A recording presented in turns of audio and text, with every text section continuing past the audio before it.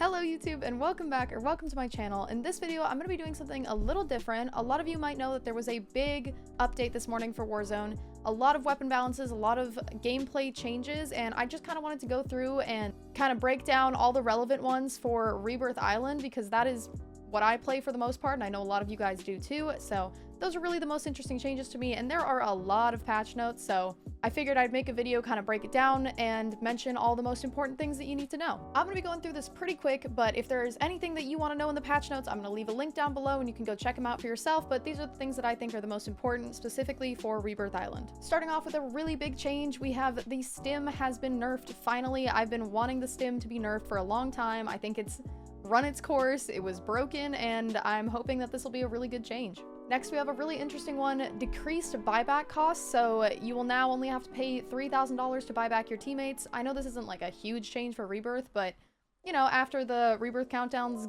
gone, this is kind of big, I think, still. Another big one is now when you die, you will no longer lose 80% of your money. It is going to be a 50-50 money drop. So if you have 1,000 when you die, you're going to come back with 500. I like this. I think you lose way too much of your money when you die, and it'll make it easier to know what you're going to come back with.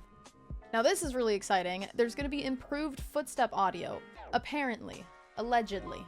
We'll see how that goes, but I hope it's true. Something else really huge for me, the slide camera lock has now been addressed. I've had that issue so much lately where you slide, your camera locks, you can't aim down anymore.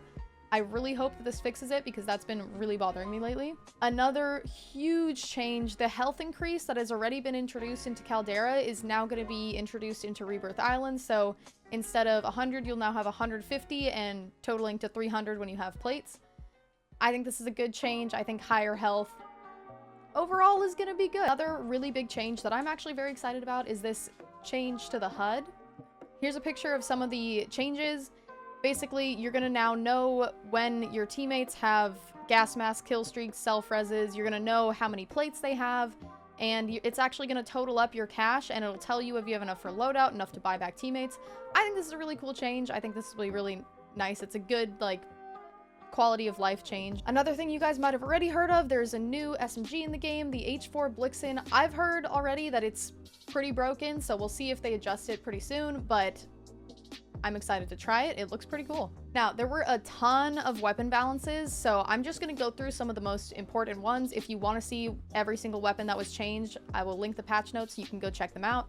But I'm just going to go through some of the ones that I think people will find the most important. First off, the SMGs, namely the Owen gun, got nerfed finally. I'm really happy about this. The Milano nerfed, Lapa nerfed, OTS nerfed, as well as the Well gun nerfed.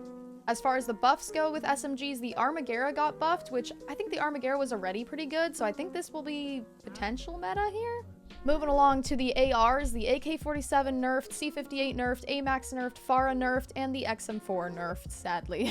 In the buffs, the AS-44 buffed, the BAR buffed, Cooper Carbine buffed, Volks buffed, which I think is interesting. The Volks is definitely an option for SMGs. I came out with a video on it recently. It's really good, so I think buffing it is an interesting move. Now, one thing to note is the STG was not changed, and the STG was already pretty much meta, so I'm thinking the STG is probably going to be top right now. It's going to be meta, along with maybe like the Automaton. And honestly, the Cooper Carbine was already being used by a lot of people, and it got buffed. All right, so those are all the most important changes in my opinion. Let me know what you guys think of this update, and I'll be out with a video tomorrow, hopefully covering maybe the new SMG and what I think the meta is. So thanks for watching. I'll see you guys in the next one.